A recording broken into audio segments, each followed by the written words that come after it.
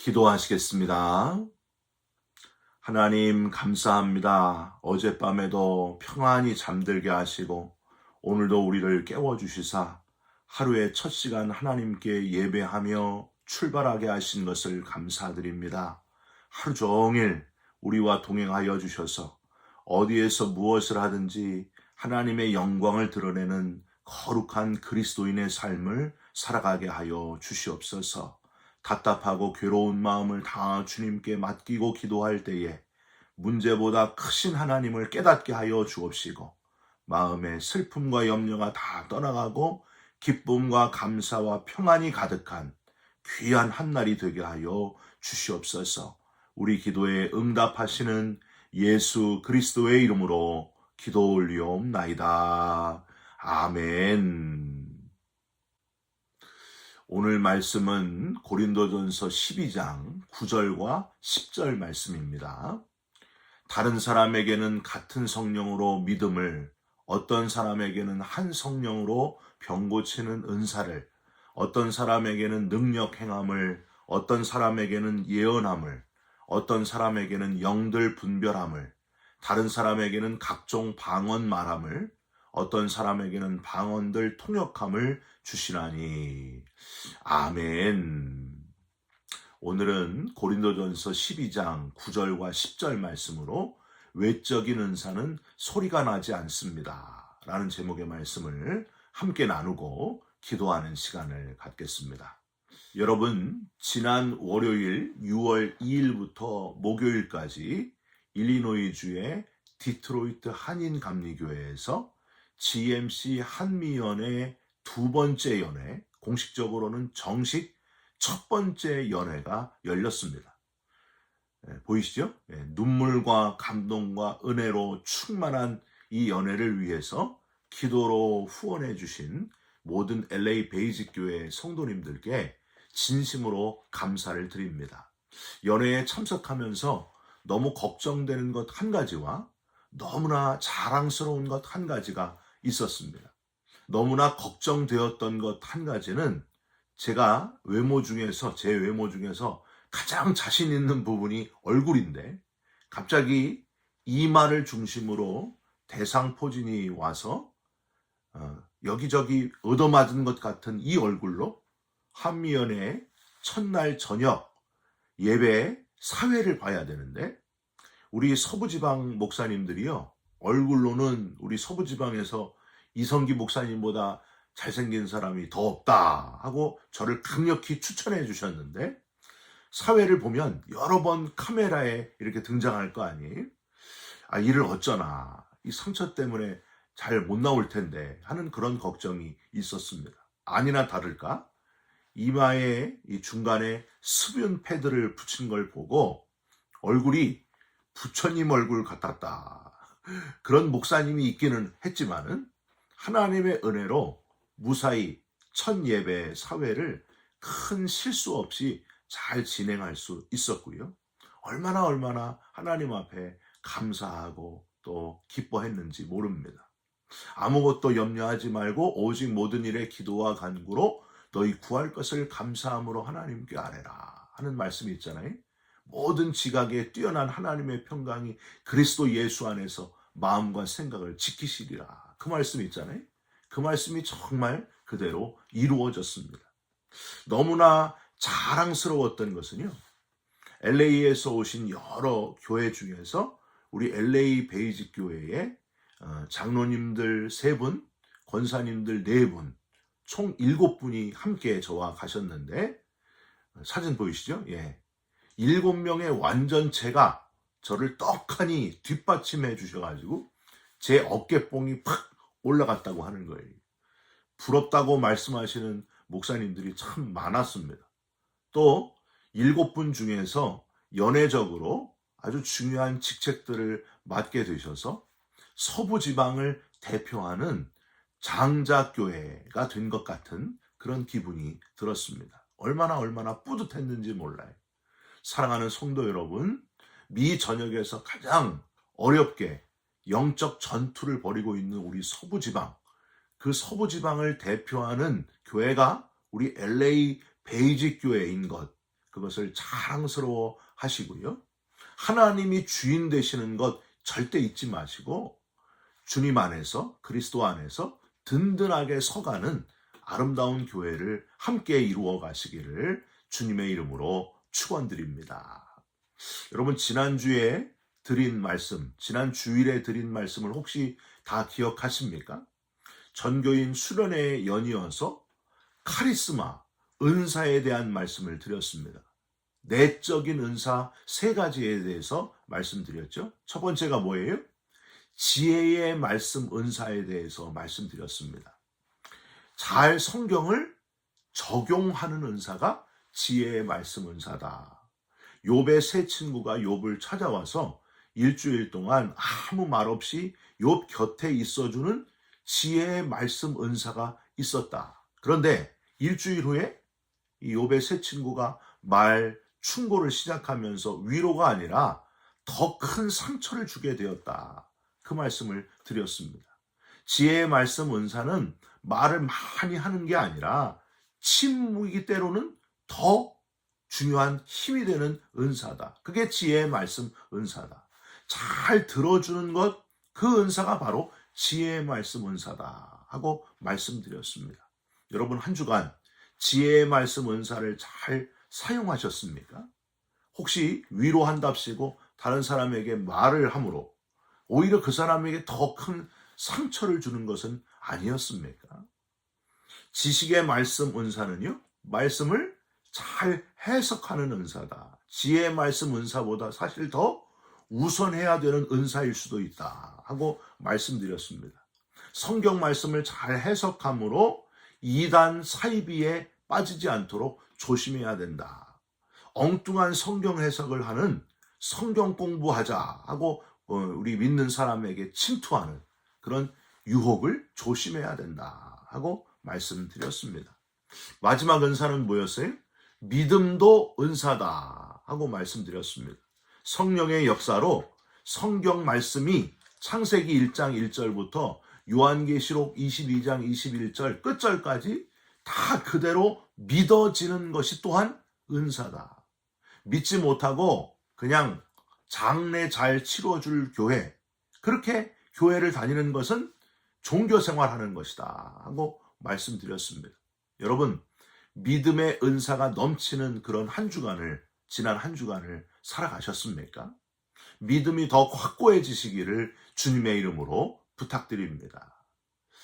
자, 오늘은 내적인 은사가 아니고요, 외적인 은사를 함께 나누려고 합니다. 여러분, 말씀드렸죠? 은사 때문에 문제가 일어나는 것은 대부분 내적인 은사 때문이 아니라 외적인 은사 때문이다. 이 말씀을 드렸습니다. 그래서 더 주의 깊게 우리가 이 외적인 은사를 살펴보아야 됩니다. 우선 외적인 은사는요, 6가지가 나옵니다. 그 중에 앞에 3가지, 오늘 병 고치는 은사, 능력 행함의 은사, 예언의 은사를 함께 나누려고 합니다. 사랑하는 성도 여러분, 이 신비하고 놀라운 드러나는 외적인 은사를 많이 받으시되 문제를 일으키지 않는 외적 은사의 소유자들이 되시기를 주님의 이름으로 부탁드립니다. 비결이 있어요. 여러분, 혹시 이 광고를 기억하십니까? 찰찰찰, 이 소리가 아닙니다. 달그락달그락, 이 소리도 아닙니다. 뭐뭐뭐는 소리가 나지 않습니다. 여러분, 여기서 뭐뭐뭐가 뭘까요? 바로 용각산입니다. 우리 옛날에 이 막 목 아프고 그럴 때 용각산을 먹었잖아요. 기침, 가래, 천식의 용각산. 저는요, 지난 한 주간에 이 연회에 참석하면서 이 외적 은사를 묵상하는 가운데 이게 자꾸 떠오르더라고요. 찰찰찰, 달그락달그락. 용각산은 소리가 나지 않습니다. 그게 계속 묵상이 되는 거예요. 외적 은사를 문제없이 잘 사용하는 그리스도인은 용각산처럼 소리 없이 아주 조용하게 외적 은사를 사용하면 절대 문제가 일어나지 않겠구나 하는 것을 깨달았습니다. 은은하게 오른손이 하는 일을 왼손이 모르게 있는 듯 없는 듯하게 외적인 은사를 잘 사용한다면 전혀 문제가 없이 하나님께 크게 쓰임 받겠구나 하는 생각을 갖게 되었습니다. 여러분 조용하게 은은하게 하나님께 이 외적인 은사를 잘 사용하여 쓰임받는 그리스도인 되시기를 부탁드립니다. 우선 병 고치는 은사는요, 딱 한 가지만 기억하셨으면 좋겠습니다. 병 고치는 은사는 만병통치약이 아니다. 이것만 기억하셨으면 좋겠어요. 뭐 날이면 날마다 오는 게 아닙니다. 애들은 가라, 애들은 가라. 이 약으로 말씀드릴 것 같으면 한번 잡숴봐. 감기, 두통, 관절, 위장병 이거 하나면 끝. 여러분 이게 뭐예요? 옛날에 만병통치약이라고 약을 파는 그 약장사들이 했던 멘트예요. 여러분 이런 말도 안 되는 그렇게 해서도 우리 조상들이 그걸 샀잖아요.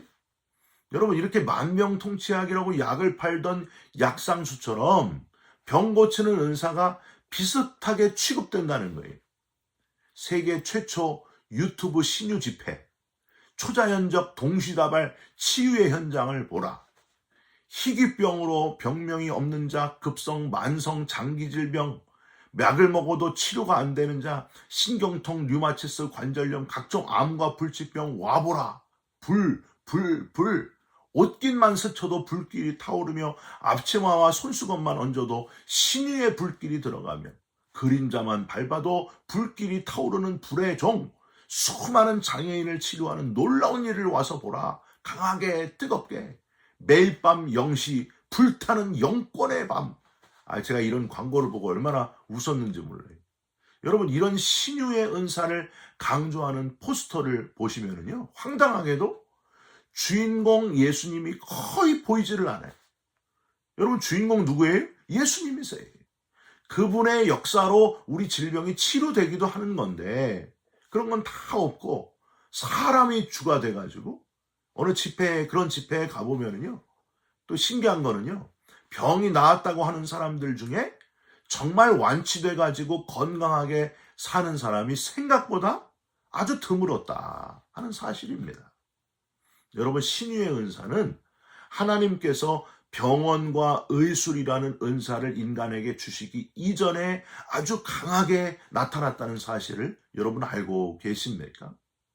지금도요, 아프리카처럼 병원이나 약국이 없는 곳에서는 선교사님들을 통해서 아주 신유의 은사가 강하게 드러나고 있기도 합니다.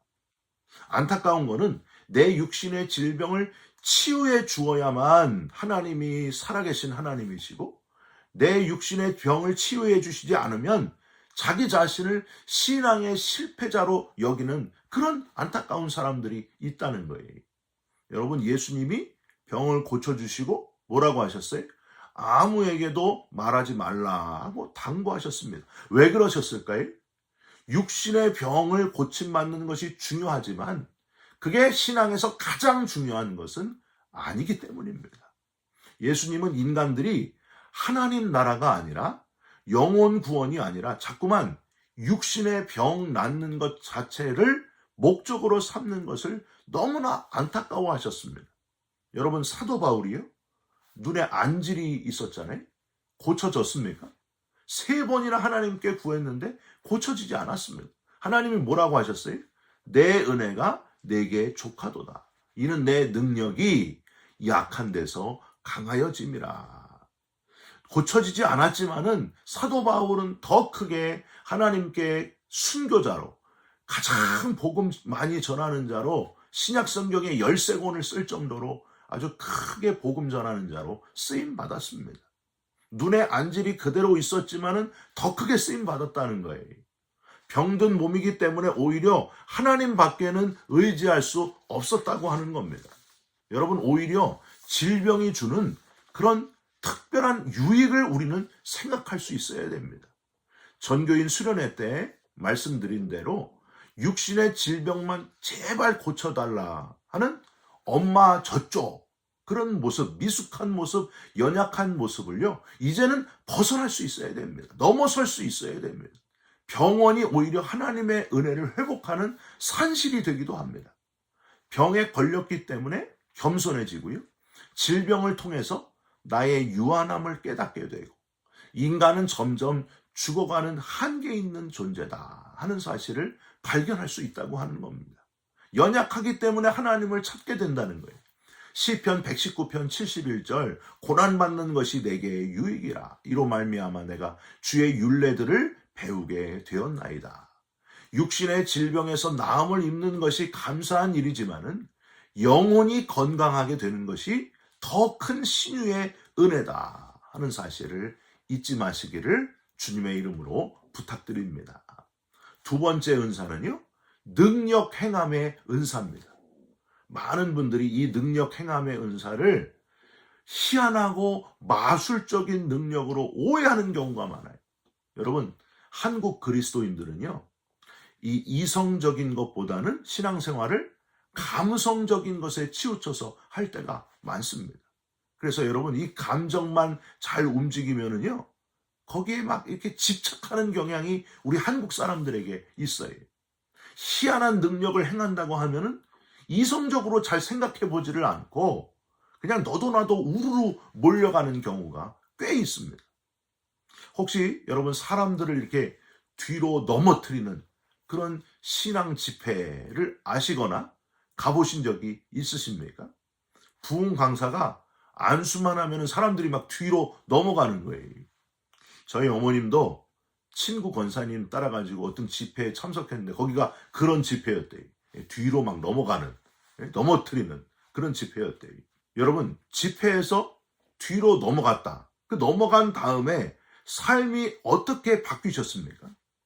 그게 더 중요한 거예요. 넘어가고 나서 뒤로 넘어간 자의 삶 속에 성령의 인격이 배어나는 그런 변화가 없으면 뒤로 넘어가는 건 단지 최면술에 불과하다고 하는 거예요. 여러분, 그럼에도 불구하고 나는 뒤로 넘어가길 바란다. 그런 분은 저한테 오시기를 바랍니다. 제가 매일 뒤로 넘어뜨려 드릴게요. 능력 행함이 외적인 은사이긴 하지만은 내적인 은사로 승화되어야 한다 하는 사실을 우리는 기억해야 합니다. 조금 더 쉽게 말씀드리면 끊지 못하던 것을 끊게 되는 것, 할 수 없는 것을 하게 되는 것, 그게 오히려 진정한 능력 행함의 은사라고 할 수 있다는 겁니다. 여러분, 오랫동안 술, 담배를 끊지 못하던 분이 성령의 감동으로 신앙생활하면서 은혜가 충만해가지고 저절로 술, 담배를 끊게 되었다면요, 그게 더 능력 행함의 은사라는 거예요. 죽어도 눈에 흙이 들어가도 내가 저 사람은 용서할 수가 없습니다. 너무 저 사람이 믿습니다. 내 손에 장을 지져도 저 사람은 절대 용서가 안 됩니다 하는 그 사람을 받아들여 용서하게 되는 은사, 이게 진짜 능력 행함의 은사가 아니겠습니까? 저도 지금 이제 50살이 됐는데요, 그동안 살아오면서 너무 용서가 안 되는 2명의 목사님이 있었어요. 목사님이라고 부르기도 싫어요.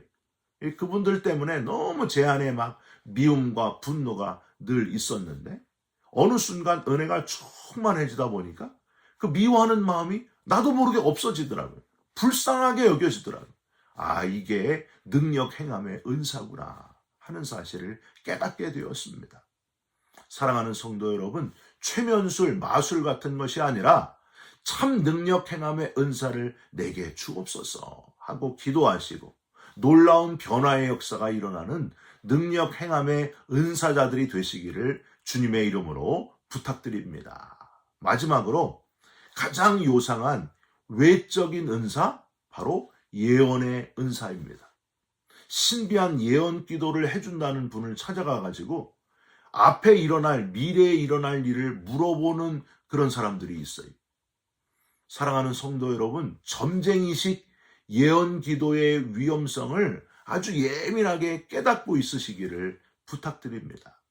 한국에서 고3 졸업을 하면은요, 여학생들은 보통 쌍꺼풀 수술을 하러 병원에 가고요. 남자 학생들은 뭘 하러 갈까요? 저도 고3 졸업하고 친구 윤호라는 이름의 친구와 함께 어디를 갈까, 아주 자유의 시간에 어디를 갈까 하다가 오살리 기도원을 올라갔습니다. 저는 신학교 가기 직전이었기 때문에 하나님의 은혜를 사모하면서 기도하고 싶었습니다. 근데 윤호는 착해가지고 저를 그냥 따라왔어요. 그 친구 윤호는 이렇게 구렛나루가 있었거든요. 아주 성숙해 보여서 늙어 보였고요. 저는 그냥 얼굴이 노안이었습니다.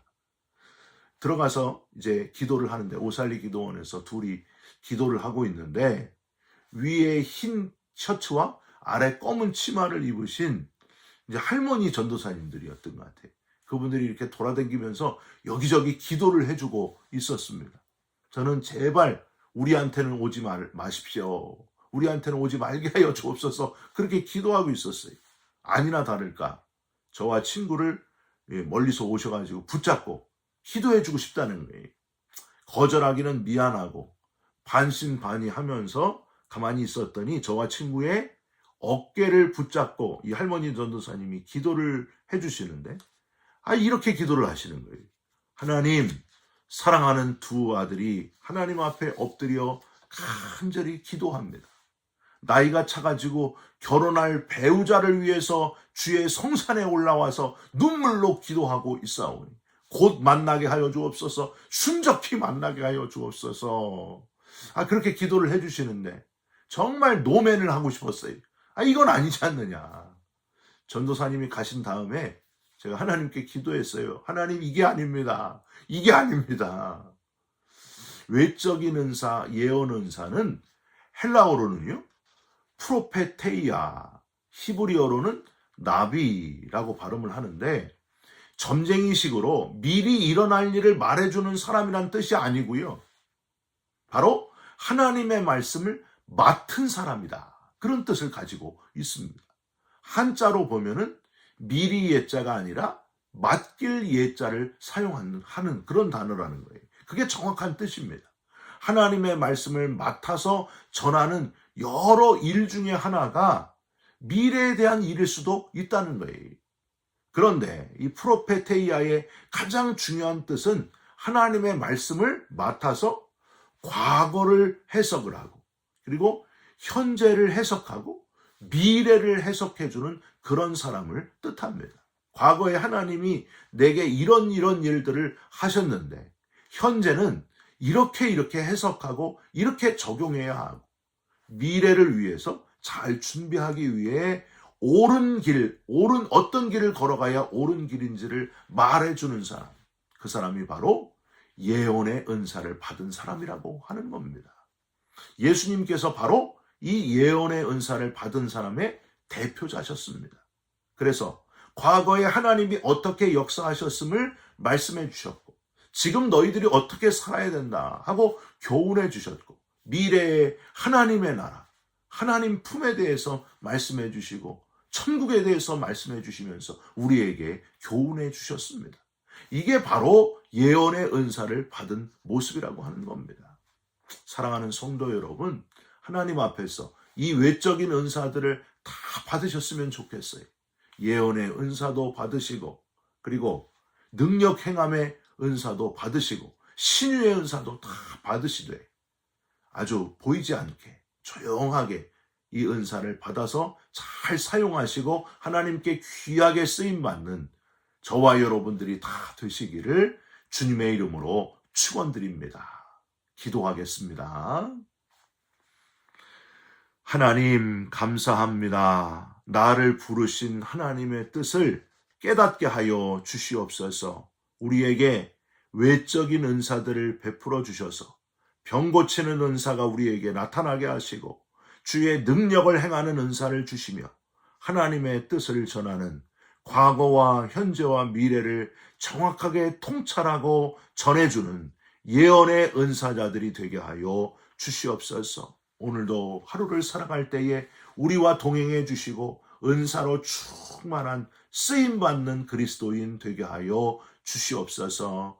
예수 그리스도의 이름으로 기도 올리옵나이다. 아멘. 하늘에 계신 우리 아버지여, 이름이 거룩히 여김을 받으시오며 나라가 임하시오며 뜻이 하늘에서 이룬 것 같이 땅에서도 이루어지이다. 오늘 우리에게 일용할 양식을 주옵시고 우리가 우리에게 죄진 자를 사하여 준 것 같이 우리 죄를 사하여 주옵시고 우리를 시험에 들게 하지 마옵시고 다만 악에서 구하옵소서. 나라와 권세와 영광이 아버지께 영원히 있사옵나이다. 아멘. 사랑하는 성도 여러분, 외적인 은사를 많이 받으시기를 주님의 이름으로 부탁드립니다. 그런데 소리 없이 은은하게 하나님 앞에 잘 쓰임 받으시기를 주님의 이름으로 축원드립니다. 여러분 사랑합니다. 축복합니다. 감사합니다.